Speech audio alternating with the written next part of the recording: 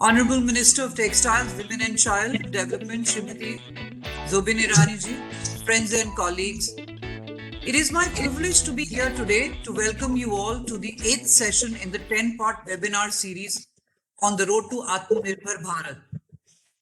The Honorable Prime Minister has laid out the vision for a self-reliant India. All of us have a critical role to play in turning that vision into reality. I believe this road to Atmanirbhar Bharat will lead us to prosperity through growth, job creation, and import saving. It will also enable the Indian economy to become globally competitive.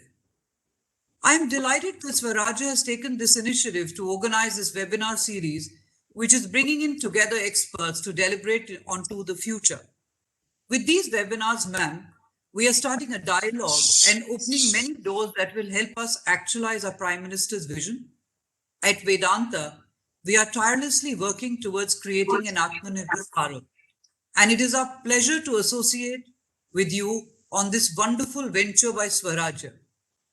As experts with a clear vision for our country came together on this platform, we are sure it will generate great ideas and also facilitate their implementation.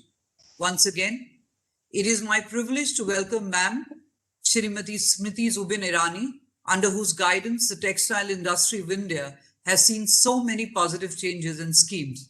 She is also the Union Minister for Women and Child Development, and it is an honor to welcome an inspirational minister as yourself, ma'am. We look forward to this session under your guidance. Thank you.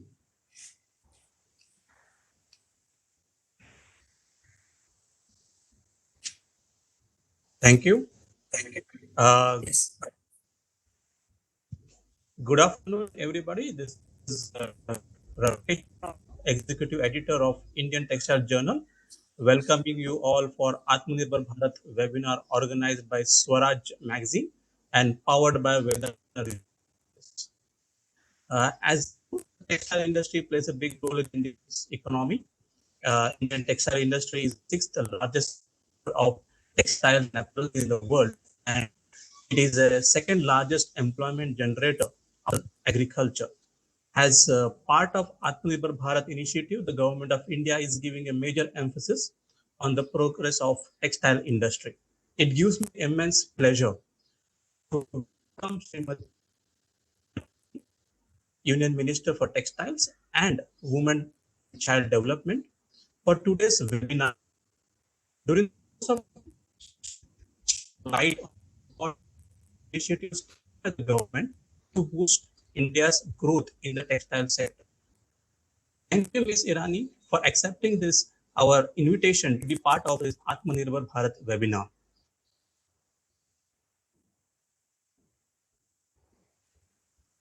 Thank you for calling me for this engagement. I look forward to deliberating, discussing, and if needed, even debating on issues with regards to the textile industry. I'm grateful that today minds have met on the aspect that if we need to ensure that India is self-reliant, then we need to begin with roti, kapda, and makan. The fact that the agricultural reforms that were brought forth under the leadership of the Honorable Prime Minister gives us an indication that in terms of the food and nutrition needs of the country, the agricultural needs of the country, India is now rightly on the path of self-reliance, rightly on the path of empowerment. Now, with regards to textiles, there have been many steps taken by the Modi government, which now make even the global economy leaders believe that in India, the textile prospects are aplenty, that in India, the textile manufacturing opportunities now give new, I think, horizons that we need to capture, that we need to be a part of.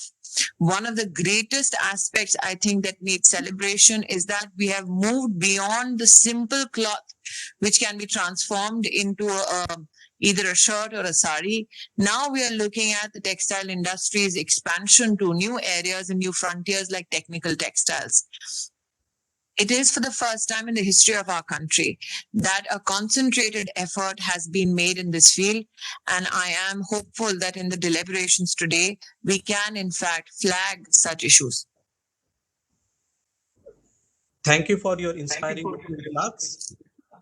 And as you rightly mentioned, for technical textiles, and India became the second largest tea manufacturer in the world in a very short span of time during the COVID pandemic. So, what was the success formula for this, and how we can replicate this success in the other sections of the textile industry?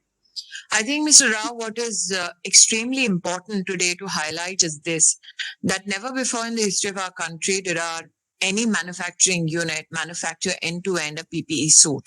Now, you will remember that when the challenge before us of manufacturing of such textile elements came, international borders were sealed.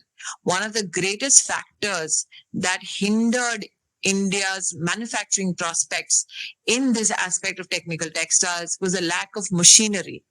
And that is where the cohesive approach, the Samanvay of the Modi government was more than visible. We had not only the textile ministry detailing with the industry the machine tool needs of the industry, we had the External Affairs Ministry reach out to those suppliers across the globe, and then the Civil Aviation Ministry stepped up to ensure that the government, in fact, flew down these machine needs and helped meet them for the industry in terms of manufacturing. I must also here highlight that apart from machine tools, it was also incumbent upon the government and those in the manufacturing segment that we have adequate testing facilities for samples so that we can actualize the manufacturing need in that particular segment. If you remember, in March, we just had one lab, which was Citra in Coimbatore. We then reached out to the Ministry of Defense and DRDO and helped convert over 8 additional labs in the country so that any and every organization that could reorient their manufacturing processes could do so in any part of the country, and there would be an easily accessible lab to test those samples. Now, the fact that we could go from 0 companies to 1,100 in 3 months and meet the international standards that were set by the WHO indicates to us that entrepreneurially, we are extremely rich and experienced to ensure that in times of challenges, we can reorient, as I said earlier, our manufacturing processes. That our industry, which is often spoken about as an industry that works in silos, that is fragmented, can come together when there is a national need. And I think that is where the story of textiles of the future lies in. Today, a nation of engineers, it is a challenge that most of our machine tool needs are met by importing those machines. We in the ministry have reached out under the guidance of the principal scientific advisor, Sri Vijay Raghavan, to IITs across the country, particularly to IIT Chennai, highlighted to them what are the machine tools and the machinery for manufacturing that India is importing. It is unfortunate that those machines are 80% of the import burden in this particular segment.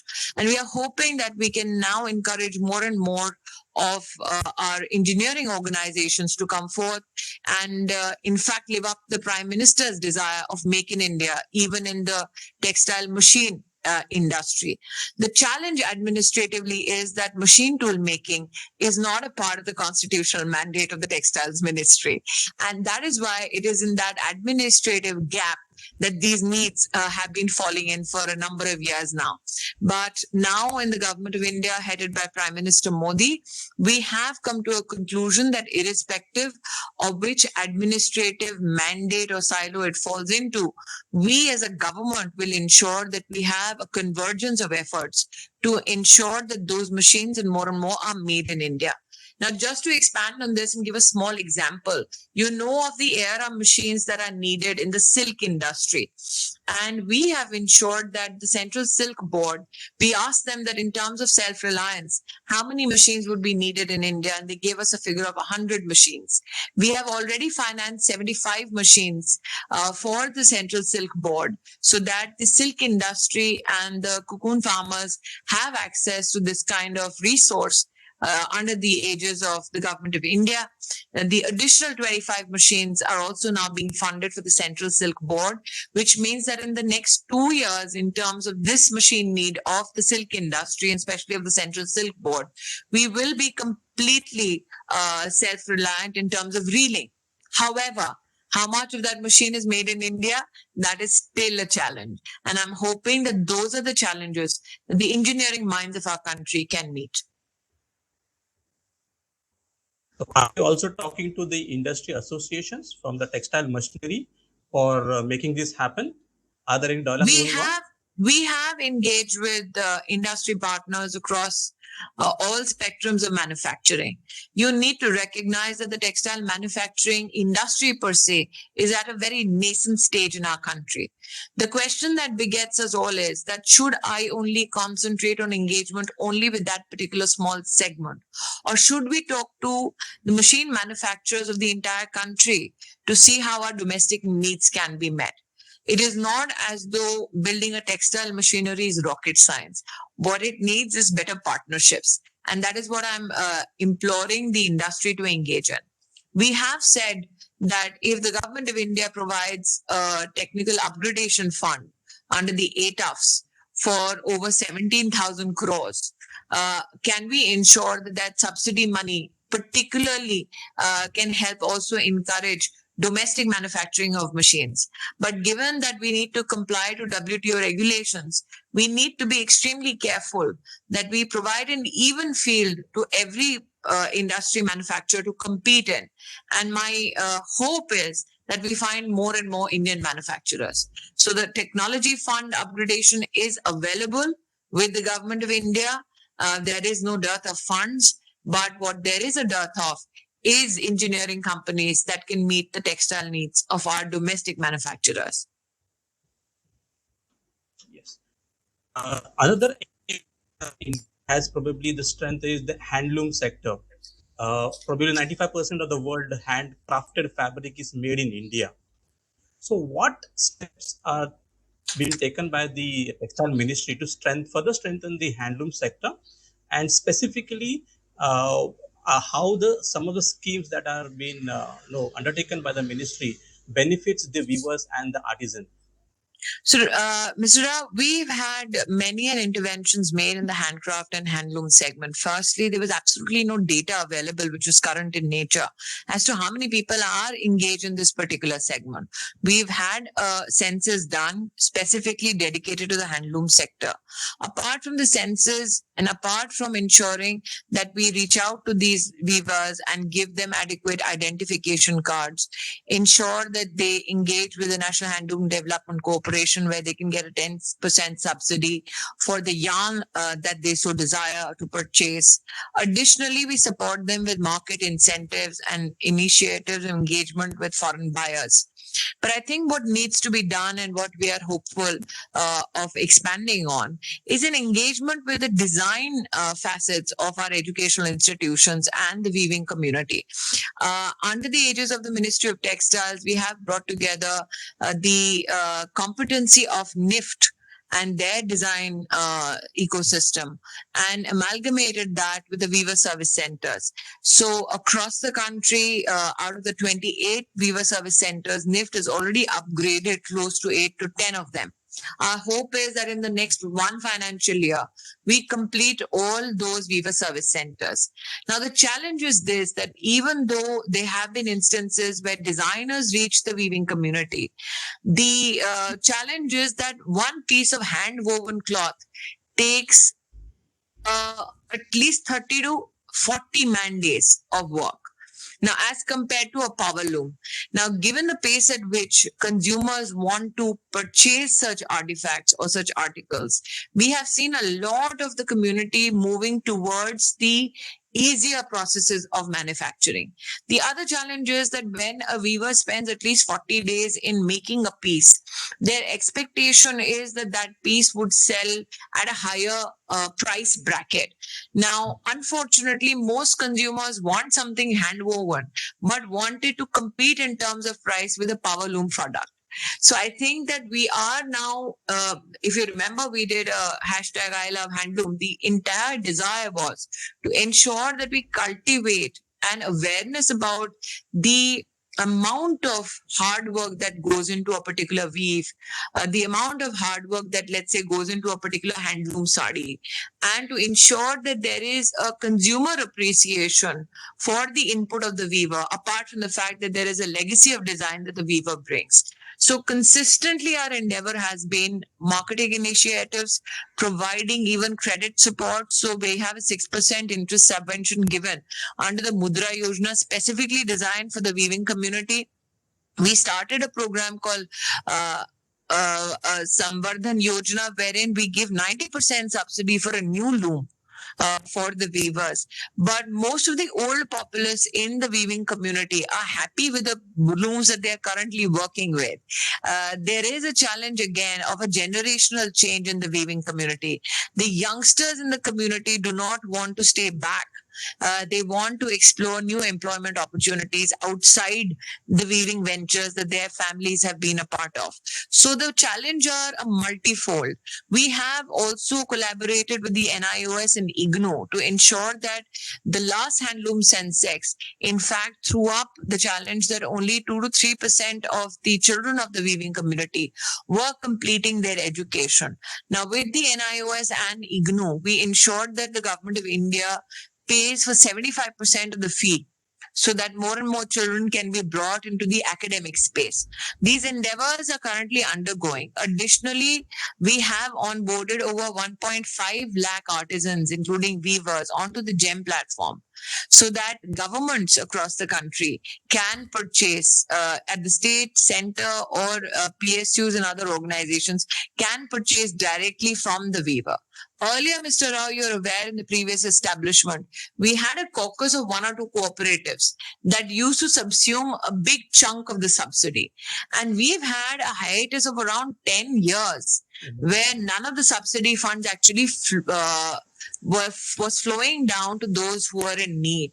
And that is why our challenge was one, to disassemble that particular administrative structure and make sure that we reach out through our extension offices in collaboration with states to the weaving community. Now, I must here highlight that even in our engagement with state governments, we found that many such subsidy schemes were working without taking the state governments into confidence, which means that the system administratively was so fragmented that neither the state nor the district collector had absolutely any input with regards to the flow of subsidy money. And at the center, you just had one or two cooperatives that were coming, or NGOs that were coming, presenting one project and taking up a chunk of the entire money every financial year, leaving the government with only money to pay salaries. So that is a dysfunctional aspect of the handloom legacy that we had to unravel and address. So one aspect that you just brought about is the feasibility, the sustainability of the weaving business, and I think if you make the brand as a premium brand, like we have Switch handmade watches, if you can, is there a kind of a initiative from marketing perspective to increase or give a premiumness to the handloom sector? So I think that one needs to recognize that we have, as a ministry, a mandate to do policy. And when we look at market availability in terms of agencies that do marketing initiatives, those agencies fructify, or for that matter, become greater in number when they see a government's policy drive towards upliftment of weavers. So if you remember when we did, let's say, KVIC, now KVIC doesn't fall under Textile Ministry, it's under the MSME Ministry. They have done something which is called a solar charkha. Now, those who are Puritans in the issue of handlooms will say that solar charkha kabhi handloom nahi ho sakta. But there have been various interpretation of how handloom is to be seen. So while KVIC is doing its part in doing a solar charkha, then we have TriFed that tries to bring around handloom and artwork and handcraft work only from the tribal sector. Additionally, we have the Minorities Ministry doing Hunar Haat, which is only craft and weave from the minority community. So the government's initiatives are not concentrated only in one policy department. We have, through various departments, made sure that we provide more and more opportunities to our artisans and our weavers. So, For instance, when we talk about Mr. Rao, marketing initiatives, now in COVID times, we are not able to support travel internationally for weavers and artisans. But for the past 2 years before that, we had consistently prioritized those weavers who had never gone to an international market before. Additionally, in our engagement with the Export Promotion Council of Handicrafts and Handlooms, we had imposed upon them the conditionality that do not take only those people who have been consistent beneficiaries of the system. Find those crafts and those looms and those legacies which now have become lost or which now need immediate rescue. So, in our engagement, even with industry, we particularly highlight the need to ensure that those dying crafts and loom legacies are prioritized by industry along with participation from government. So, a very small example when we started the I Love Handloom campaign, and the Prime Minister launched the India Handloom brand, one of the greatest challenges that companies told us was that the color was not being able to stabilize on the handloom cloth. So, under the India Handloom brand, we have now certified the use of close to 70 natural colors, which are stable after use. And under the India Handloom brand, we created partnerships between weaving clusters and with big companies. So, let me give you a small example. We had Biba, which is a very well-known female salwar kameez brand, tie up with a Pochampalli cluster or tie up and do ikat work. We had Alan Solly do handloom shirts with pearl buttons. So these are the small initiatives. Many a times what happens is that the back-end integration is being facilitated by the ministry, but we leave it to the brand to market their product because that is an area that the government cannot intervene in terms of the private sector. So our facilitation of bridging communication, or for that matter, business purposes and opportunities between handloom clusters and between industry, they have been aplenty. India's share in the global textile market has been stagnant for the last few years, while the shares of other smaller Asian countries has been increasing consistently. Yes. How is Textile Ministry planning to increase India's share in the global textile value chain? The reason for that is that globally, 70% of the cloth that is used is MMF. And India is predominant in the field of cotton. And that is why you are producing something that does not have a large global market. So when the Prime Minister announced a 6,000 crore package for apparel, that was dedicated particularly to ensuring that the MMF segment in apparel grows. We additionally added the home textile base to it. And today I must here say that in terms of made-ups, India has become the biggest supplier of made-ups to countries like the United States of America. Additionally, technical textiles was not even figured ever in the textile ministry as a component that needed attention. For the first time in the history of our country, we have designated 207 HSN codes for technical textiles. For the first time in the history of our country, the Prime Minister launched the National Mission for Technical Textiles and dedicated over 1,400 crores for it. And the anti-dumping duty on PTA was removed, but that happened just before Corona hit.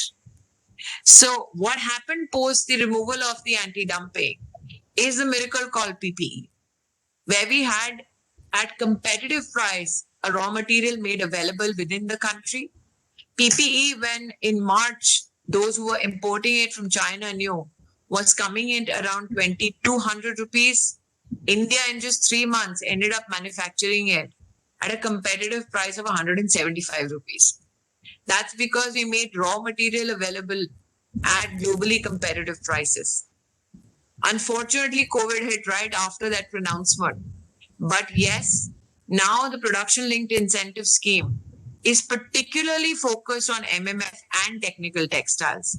It's a 10,000 crore bonanza so that those who are manufacturing in the MMF and the technical textile regions of the textile industry can become globally competitive and leaders. So speaking of PL scheme, the production linked incentive scheme. So how soon industry can expect the fine prints to be out, to be rolled out? We've had 5 rounds of deliberation with the industry, and I will highlight the challenge here. The challenge is that when you look at, let's say, an MMF line or a technical textile line only from the perspective of 6 digits, which is internationally traded, you need to recognize that we are now in our conversation with the industry, even trying to find the detail of the product that can be incentivized in terms of manufacturing up to 8 digits. And why? Because let's say one particular line in technical textiles, up to 6 digit, it seems like a plastic element. If you detail it down to the 8 digits, suddenly it becomes a technical textile line. The additional issue is if you look at internationally geotextiles. Now, geotextiles, you will not find much international trade in because most countries who are producing it are using it domestically. Now, where is the opportunity in India? The Jal Jeevan mission, or for that matter, the rail infra capital expenditure that is pronounced in the budget recently, that is good enough for us to push manufacturing of technical textiles only that complements the need of, let's say, railways, or for that matter, the Jal Shakti Mantralaya. But you will not find India anywhere globally trading in those commodities. And that is why now in our conversation with industry, we are fine-tuning those aspects so that when the PLI scheme is announced for the sector of textiles, we don't become a country where other nations send their raw materials only to do assembly. We have the entire value chain here that can service the need of textile manufacturing in our country. And our endeavor is to ensure that we become global leaders in certain segments, but we do so not at the cost of those who are a part of the value chain. For instance, just a small example, I don't want fabric coming from Bangladesh just getting stitched here so that subsidy can be taken and then shipped out of India. We have enough fabric manufacturing clusters in Bhiwandi, in Surat, in Tirupur, which can take benefit. So that is why when we are engaging with industry, we are looking at these small details as well, so that no segment of the industry is shortchanged. Okay. So as part of Atmanirbhar Bharat initiative, what are the priority areas for textile ministry right now? I think the priority are the 2 pronouncements that have been made. One is the PLI, on which we have done much of our groundwork and we are almost ready. And the other is the Mitra announcement of 7 mega textile parks. Now, one of the challenges, again, in terms of the small textile parks that were functional in our country was that industry needs of end-to-end, from, let's say, yarn stage onwards to processing, to even packaging, was so fragmented across the country that production of it was not very viable. And the labor reforms that have been done in the Modi government, in fact, are more than complementary now for mega textile parks to come up. Because as you know, Mr. Rao, most of manufacturers in the textile segment were disintegrating their manufacturing units across various states so that they could meet the labor regulations there. Industry desired that we want to do end-to-end manufacturing under one roof and hire nothing less than 3 to 5,000 people. So now the labor reform has come through. We are in conversations with states to say that you need to meet the infra needs of the industry. We are calling global champions to come and set up manufacturing in India. Or for that matter, if you want to provide more and more opportunity to Indian investors to expand their manufacturing prospects in that particular park. And that is why in our engagement with state governments, in our conversations with them about the mega textile parks, we have highlighted that we will need a commitment from the state government on issues such as land, issues such as labor reform, issues such as consistency in terms of the credit worthiness of the prospects that they propose in terms of tax incentives, or for that matter, even an issue like electricity. So affordable electricity, labor reform, land allocation, plug and play models with states, those are our priority engagements when we are conversing with states. And even if I, like I said, reflect on issues like technical textile manufacturing, we have mandated the use of technical textiles in 19 ministries, but there are many states that still don't know how to use it, let alone manufacture it. So during the PPE manufacturing stage, we in fact reached out to AMTZ in Hyderabad, and they took one of the biggest orders there, and they in fact helped manufacture many such issues within the technical textile segment. Now, for all these segments to come together under one roof, we're also engaging with states to explain to them what this segment of the industry means, because it's a new segment. It's a sunrise sector, but it is a sector which has the highest amount of potential. So these are the two big priorities for the textile ministry currently, the PLI scheme and the mega textile park. Good afternoon, ma'am. This is Tushar this side. I'm one of the editors with Swarajya. It appears Mr. Rao is having some issues with his internet connection. So, with your permission, I'd like to move on to the next question. Sure.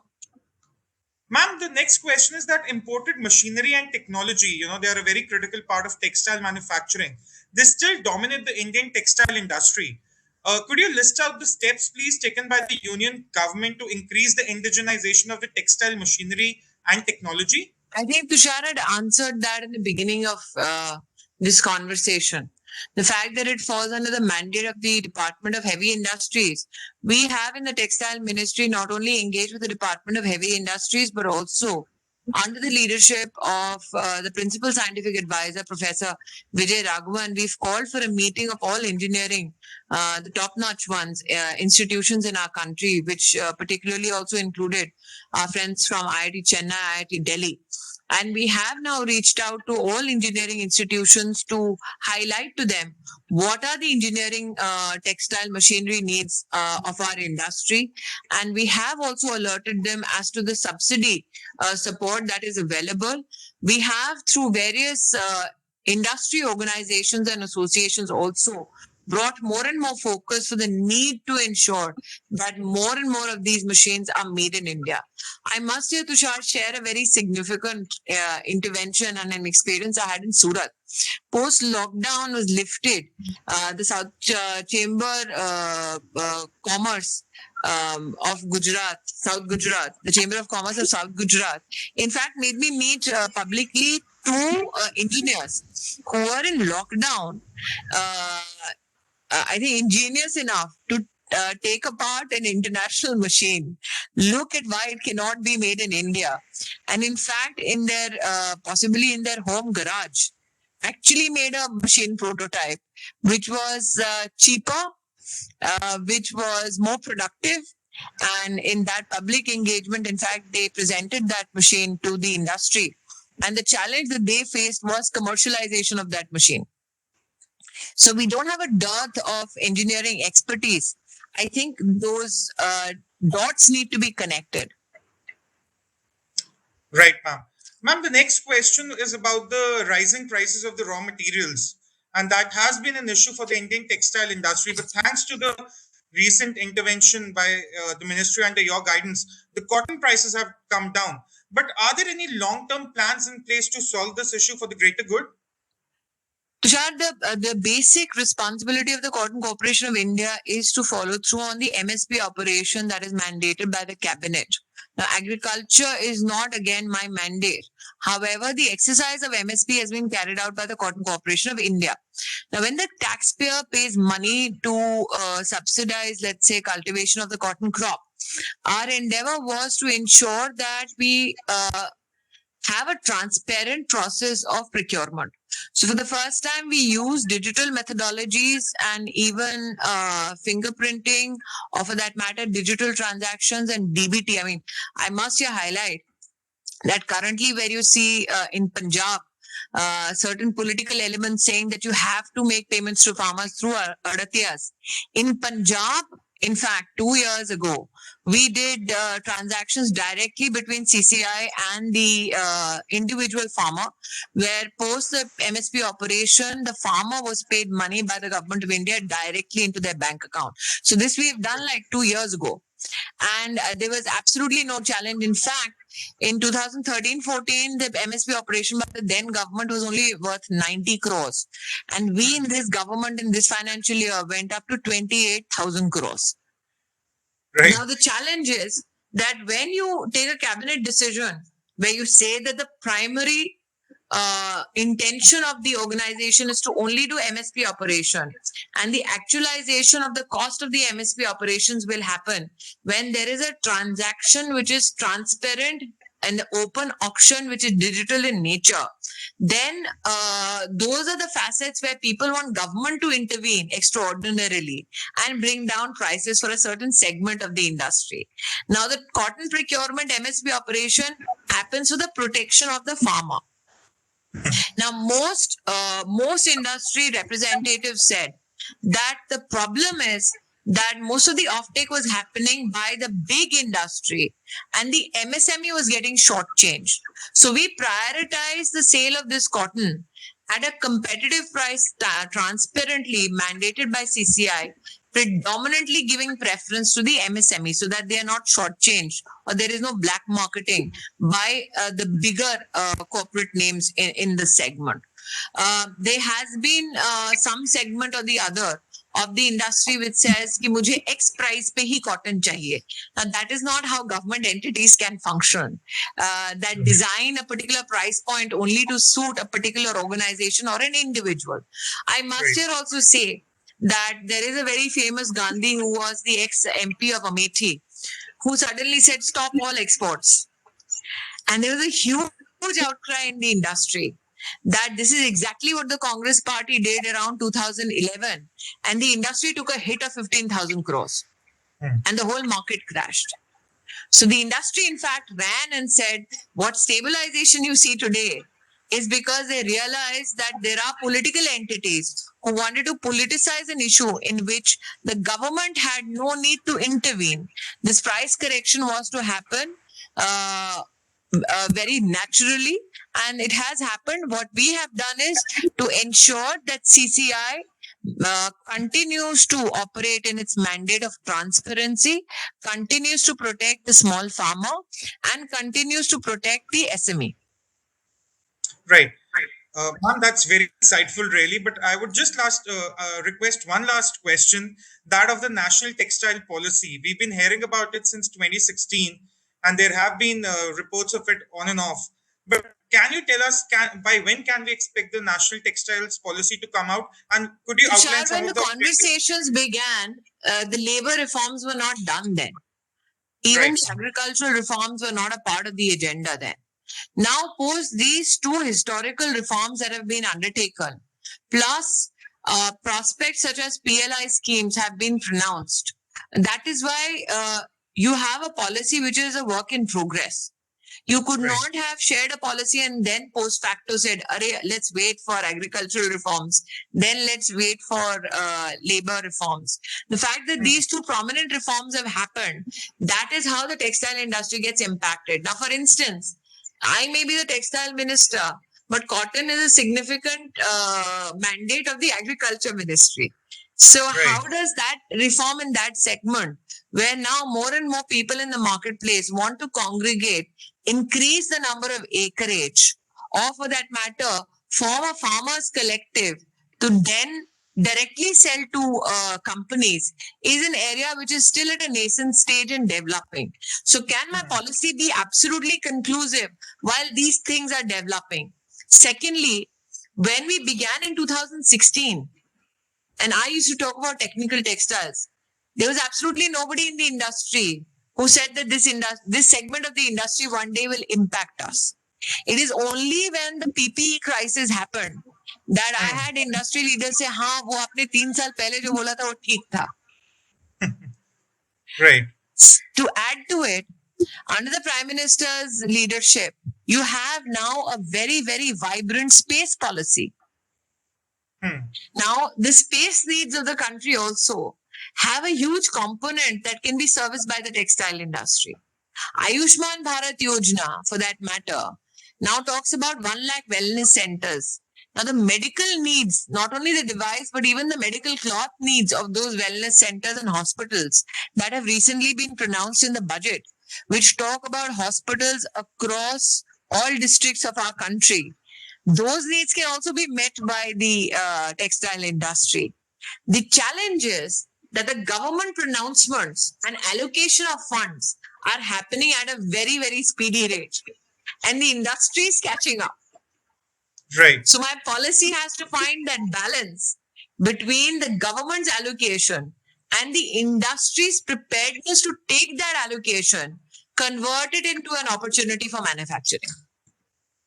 That's I think a good problem to have, because you get to Normally, interface yes, with a lot of policies. absolutely. Normally the problem is सरकार देर करती है, industry तेज चलती है. यहाँ पर उल्टा है, सरकार जल्दी काम कर रही है, इंडस्ट्री चल रही है, धीरे धीरे आ रही है. Right.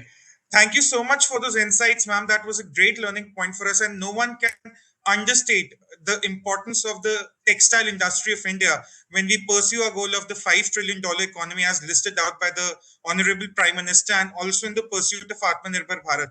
I thank you on behalf of Swarajya and Vedanta for your precious time and for these wonderful, wonderful insights. Thank you so much. Thank you so ma'am. much.